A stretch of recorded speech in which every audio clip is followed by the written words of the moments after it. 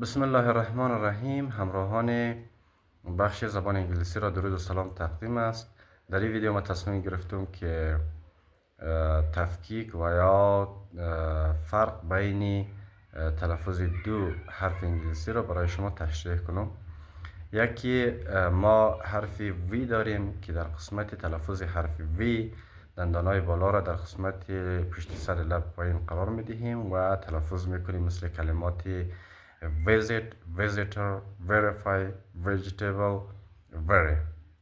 در اینجا شما میبینید که ما به صورت درست کلماتی که دارای حرف وی است تلفظ کردم و دندانهای بالا را در قسمت پشت سر لب پایین قرار دادم. و دیگه حرف W داریم. در قسمت تلفظ درست حرف W ما لبا را به صورت دایروی حلقوی قرار میدهیم و کلماتی که دارای حرف W است تلفظ درستش انجام میدهیم مثل water, window, work, woman, wall. در اینجا شما دیدین که لبای ما بدون تچ با دندانا و یا طور دیگه کاملا متفاوت از حرف وی. ما لبای خود فقط به صورت حلقه قرار دادیم و تلفظ خود انجام دادیم.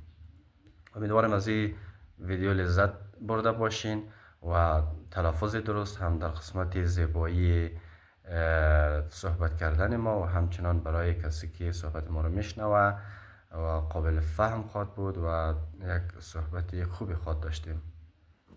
و من الله توفیق.